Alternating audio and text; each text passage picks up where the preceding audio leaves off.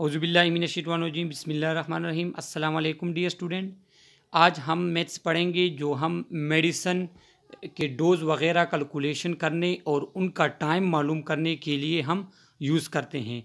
और ये जो मैं जो स्लाइड पढ़ा रहा हूँ ये KMU और इसके साथ जितने भी इंस्टीट्यूट एफिलिएटेड हैं उनमें यूज़ होता है, और बाकी आप मेडिकल या नर्सिंग साइंस में आप इसे यूज़ करते हैं।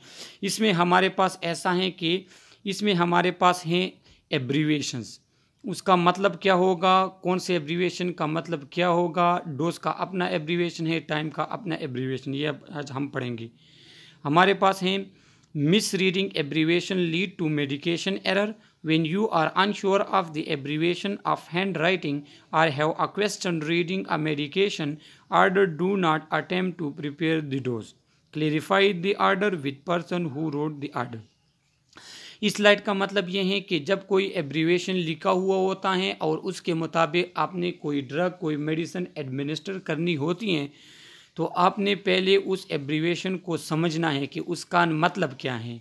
अगर कोई उसकी समझ आपको नहीं आती या उसकी हैंडराइटिंग जिस डॉक्टर या किसी और ने प्रिस्क्राइब की हुई है मेडिसिन और आपका काम उसको एडमिनिस्टर करना है तो और उसकी हैंडराइटिंग की आपको समझ नहीं आ रही तो आपने ऐसा करना है कि पहले उसकी हैंडराइटिंग को समझना है। अगर इन चीज़ों में आपको कोई क्वेश्चन वगैरह है तो पहले आप अपना वो क्वेश्चन क्लियर करें, उसके बाद कोई मेडिसिन आप प्रिस्क्राइब कर सकते हैं।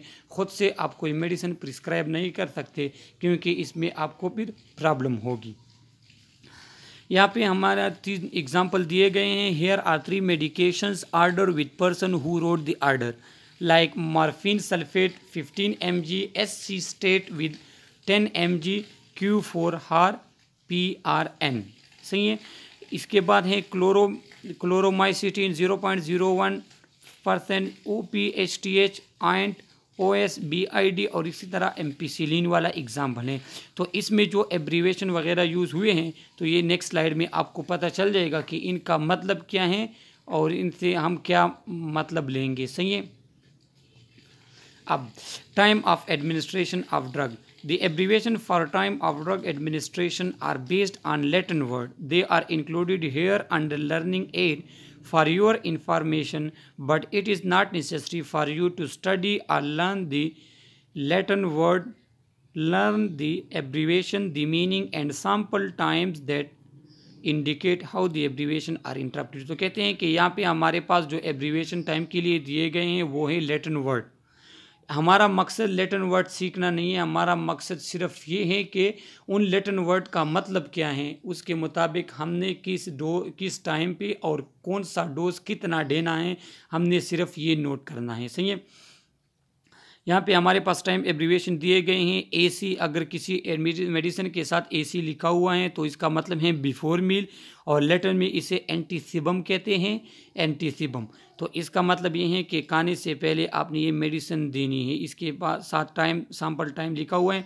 मींस अगर हम 8 बजे नाश्ता लेते हैं तो 7:30 नाश्ते से पहले का टाइम है। अगर 12 बजे नॉर्मल कोई लंच वगैरह करता है तो उससे पहले आपने मेडिसिन लेनी है। और इस तरह शाम का भी अगर कोई 5, 6 बजे 7 बजे डिनर करते हैं तो उससे पहले का टाइम। अगर किसी मेडिसिन के साथ PC लिखा हुआ है तो उसका मतलब होगा आफ्टर मील, खाने के बाद, जिस लैटिन में इसे पोस्ट-सिबम कहते हैं। इस तरह अगर किसी मेडिसिन के सामने ड्रग हैं, टैबलेट हैं, जो भी चीज़ हैं उसके सामने अगर QD लिखा है तो इसका मतलब होगा एवरीडे, ये चीज़ हमने हर दिन देनी है। BID का मतलब होगा कि दिन में 2 मरतबा, ट्वाइस अ डे, दिन में तो 2 मरतबा।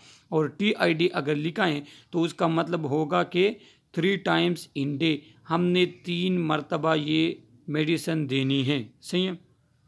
नेक्स्ट, हाँ, इस तरह हमारे पास अगर QID लिखा है तो इसका मतलब होगा 4 टाइम्स अ डे, दिन में हमने ये 4 दफ़ा देना है ये मेडिसिन। अगर किसी मेडिसिन के साथ QH लिखना है इसका मतलब होगा एवरी हार, हमने हर हार। तो ये इस तरह ये QH अक्सर जिस तरह हमारे क्रिटिकल पेशेंट वगैरह हैं तो उनका हमने वाइटल साइन वगैरह अगर मालूम करने हैं तो जो ज़्यादा क्रिटिकल पेशेंट होते हैं आईसीयू में तो उनके वाइटल साइन के साथ QH लिख देते हैं। मीन्स हर घंटे हमने इनका वाइटल साइन मालूम करना होता है, तो वो पूरी स्टेटमेंट नहीं लिखते, वो जस्ट वाइटल साइन लिख लेते हैं और QH लिखते हैं, जिसका मतलब ये होता है कि हमने हर घंटे ये चीज़ चेक करनी है। अगर किसी मेडिसिन के साथ HS लिखा है तो इसका मतलब होगा कि जब पेशेंट सोने लगे तो सोने से पहले हमने ये चीज़ उन्हें देनी है, और ये अक्सर हमारे पास सेडेटिव ड्रग होते हैं।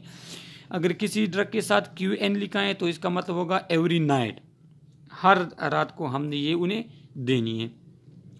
अगर किसी के साथ स्टेट लिखा होते हैं, मीन्स अगर हमारे पास हाइपोवोलेमिक शॉक में है या किसी का BP बहुत ज़्यादा कम है तो उनको जब प्रिस्क्राइब करते हैं तो नॉर्मल सेलाइन, डेक्सट्रोज वगैरह उनके साथ स्टेट लिखते हैं, जिसका मतलब है कि जैसे ही ये पेशेंट वार्ड में आता है या इमरजेंसी में आता है, इन्हें डायरेक्ट हम ये मेडिसिन लगा ले, सही एडमिनिस्टर कर लें। The following time abbreviation are based on 24 hours to determine the number of time a medication will given in a day. Divide 24 hours by number given in the abbreviation. तो कहते हैं कि ये एब्रीवेशन जो हमें ये दिए गए हैं ये विद इन 24 हार देने हैं ये मेडिसिन। तो कौन कौन से किस टाइम पे देने हैं? अगर Q2H लिखा है तो इसका मतलब होगा हर 2 घंटे बाद हमने ये मेडिसिन देनी है। तो अगर हम हर 2 घंटे बाद ये मेडिसिन दे रहे हैं तो इसका मतलब ये है कि दिन में हम 12 दफ़ा ये मेडिसिन देंगे एक फ़िक्स वक्फे के बाद। Q4H लिखा है तो इसका मतलब है कि हर 4 घंटों के बाद, एवरी 4 हार्स। तो ये ड्रग हमने अगर एवरी 4 हार देना है और 24 हार का दिन होता है तो ये हमने 6 डोज में ये मेडिसिन हमने देना है। और अगर ये मेडिसिन अगर हम 1 AM को देते हैं तो नेक्स्ट डोज हम 5 AM को देंगे। उसके बाद दूसरा जो डोज होगा या तीसरा जो डोज होगा वो हम देंगे 9 AM पे और चौथा जो डोज होगा वो हम देंगे 1 PM पे। तो एक और दूसरे डोज में हमारे पास फ़र्क होगा 4-4 घंटे का, हर 4 घंटे बाद हमें ये मेडिसिन देंगे। Q6H का मतलब है कि एवरी 6 हार और Q8H का मतलब है कि हर 8 घंटे बाद हमने ये मेडिसिन एडमिनिस्टर करनी है। There are 4 additional time abbreviation that require explanation. इस तरह हमारे पास 4 और ऐसे एब्रीवेशन हैं जिसके लिए एक्सप्लेनेशन की ज़रूरत होती हैं। QOD अगर किसी मेडिसिन के साथ लिखे है तो उसका मतलब होगा एवरी अदर डे। तो इसके साथ ये मेंशन करना ज़रूरी है कि इसका मतलब ये है कि आज अगर आप मेडिसिन देते हैं तो कल नहीं देंगे, फिर परसों देंगे। मीन्स एक आज दिया तो कल आपने छुट्टी करनी है, फिर तीसरे दिन आपने देना। तो इसके साथ एक्सप्लेनेशन ये ज़रूरी है कि ये मेडिसिन या ये डोज़ इस पेशेंट को किस टाइम मिला।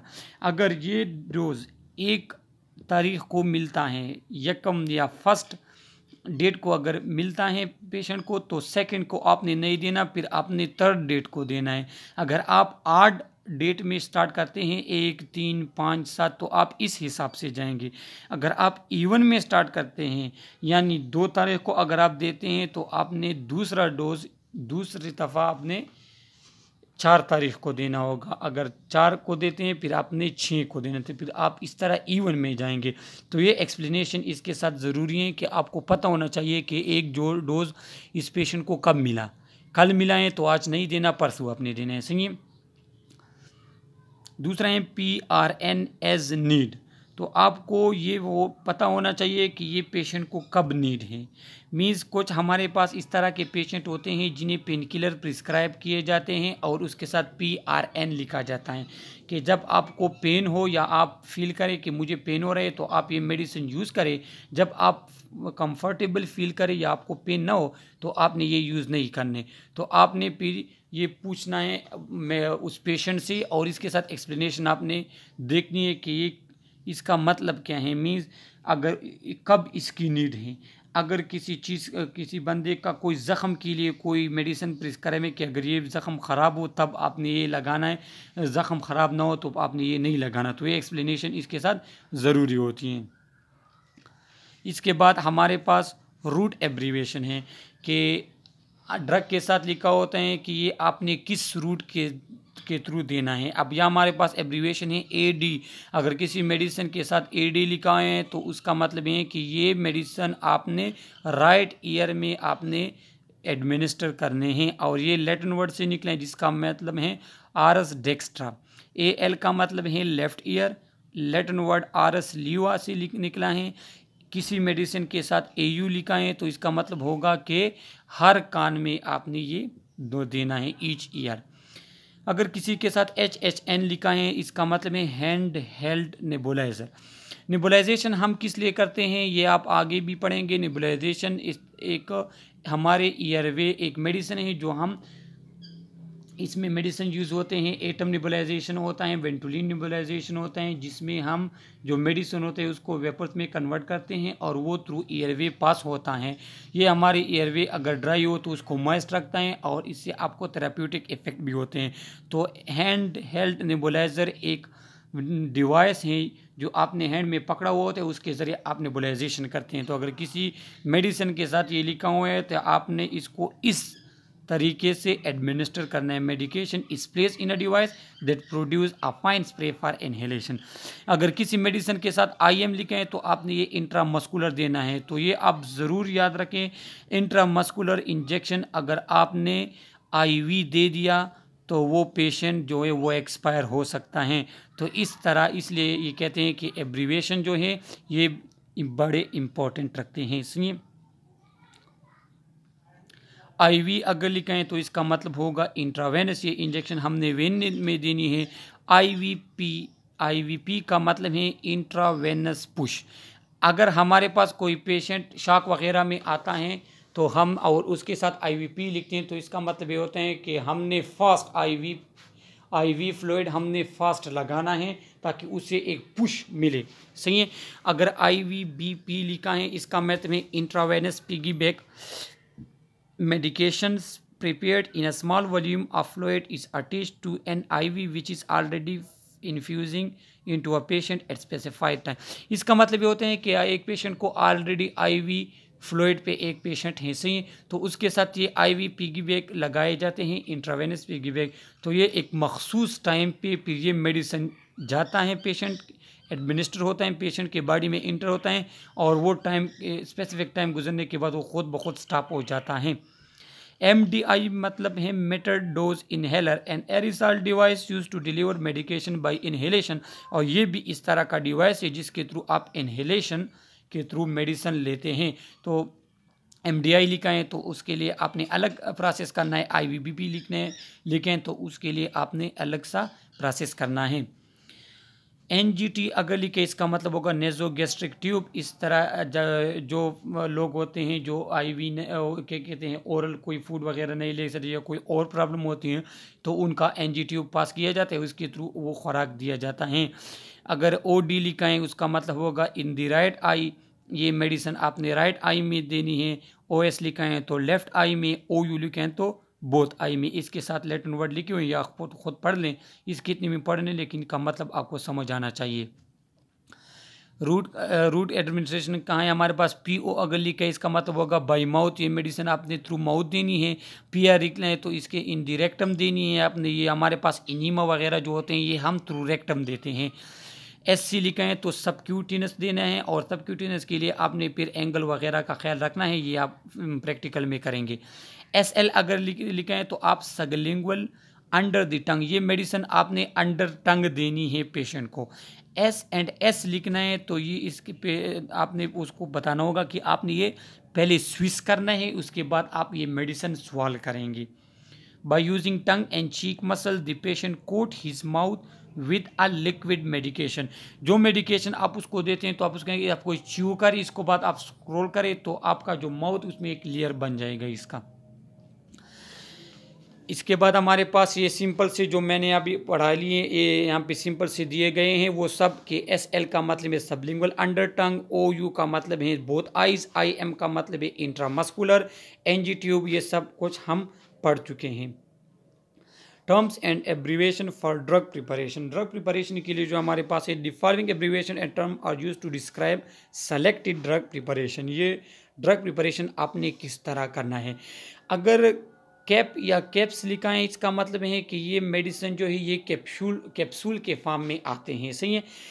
कुछ मेडिसिन के साथ CR लिखा है, control release, LA long acting, SA sustained action और SR स्लो रिलीज। इन चारों का मतलब ये है एक है। ये इसमें इस तरह के मेडिसिन हमारे पास आते हैं कि ये मेडिसिन जो है ये जब हम पेशेंट को देते हैं तो वो पेशेंट के बॉडी में होते हैं और एक लॉन्ग टाइम के लिए पेशेंट के बॉडी में रहते हैं और स्लो यूज़ होते हैं, सही है, एकदम से यूज़ नहीं होते। इसका मतलब ये है। DS अगर किसी मेडिसिन के साथ लिखा है तो इसका मतलब है कि ये डबल स्ट्रेंथ वाला है। और इसकी सिंपल एग्जाम्पल ये है कि हमारे पास एक सिंपल पेनाडाल आता है और एक पेनाडाल, डबल पेनाडाल या डबल पोनोस्टान जो आता है तो वो ये DS होता है। EC का मतलब है एंटेरिक कोटेड। एंटेरिक कोटेड हमारे पास वो मेडिसिन होते हैं जो हम थ्रू ओरली लेते हैं और वो मेडिसिन ने काम करना होता है हमारे इंटेस्टाइन में, तो वो उनको पास होना होता है स्टमक में, तो वो उसके ऊपर एक कोट सा होता है, वो कोट उसको स्टमक के एसिडिटी से बचाता है। तो EC के ड्रग जिसके साथ लिखा होते हैं तो उसका मतलब ये होते हैं कि ये एंटेरिक कोटेड हैं और ये जो कोट है ये इसे बचाएगा स्टमक की एसिडिटी वगैरह से, सही है। Elixir drug is dissolve in hydrochloric Sutton base. ये जो हमारे पास ये हाइड्रोक्लोरिक स्वीटन बेस में ये डिजॉल्व हुआ होता है। साल सोल्यूशन फॉर्म में आता है। SP स्पिरिट फॉर्म में ये अल्कोहल वगैरह जो हम वोलेटाइल जो यूज़ करते हैं ये। SPP मीन्स सपोजिटरी लिखा हुआ है a solid cylindrically shaped drug that can be inserted into a body opening the rectum और वेजाइना। तो ये सपोजिटरी जो हमारे होते हैं ये हमारे पास जो रेक्टम वगैरह इसमें ये इंसर्ट किए जाते हैं थ्रू रेक्टम रूट के ज़रिए, सही है, और ये वहाँ पे यूज़ होते हैं। सस्पेंशन हमने पढ़ा, सिरप, टेबलेट्स, लिखा तो ये टेबलेट होंगे, TR टिंचर होंगे, ऑइंटमेंट के लिए OINT लिखा हुआ होता है, सही है। अच्छा, कुछ मेडिसिन के साथ हमारे पास KVO लिखा होता है, मींस कुछ पेशेंट के लिए KVO लिखा होता है। इसका मतलब ये होता है कि हमने IV स्लो स्पीड से उस बंदे को कंटिन्यूसली लगाई हुई होती हैं और उसका मतलब ये होता है कि ये बंदे का जो वेन है ये ओपन रह रहा है, सही है। अगर कोई पेशेंट एक मेडिसिन पे हैं एक हफ्ते से और उसके लिए लिख दिया जाए D/C, तो इसका मतलब ये है कि जो ड्रग ले रहा है इसको स्टॉप कर देना चाहिए, डिसकंटिन्यू करना चाहिए, सही है। बाकी हमारे पास अक्सर ये NKA लिखा होता है फाइल में। इसका मतलब ये होता है कि इस पेशेंट को नो नॉन एलर्जी, इसको एलर्जी वगैरह नहीं है, मीन्स इसको जो प्रॉब्लम है या ये जो मेडिसिन ले रहे हैं इससे इसको कोई एलर्जी वगैरह नहीं है, तो इसलिए आप इसे मेडिसिन दे सकते हैं, वो दे सकते हैं, सही है। और ये सेल्फ टेस्ट हैं, तो जो चीज़ें हमने पढ़ ली वही इसी में लिखी हुई हैं, ये सब आप पढ़ लें। ये वो एब्रीवेशन वगैरह हैं जो हम as a medical student, medical staff, nursing staff हम डेली लाइफ में यूज़ करते हैं और इनको जानना बहुत ही इम्पॉर्टेंट हैं और ज़रूरी हैं। अगर किसी पर्सन को इनमें कोई चीज़ का पता नहीं है तो वो मिस्टेक करेगा, और आपको पता है कि मेडिकल फील्ड में मिस्टेक करना किसी के ज़िंदगी के साथ खेलना है। सो प्लीज़ आप इनको पढ़ लें, जहाँ पे भी प्रॉब्लम हो आप कमेंट में पूछ सकते हैं।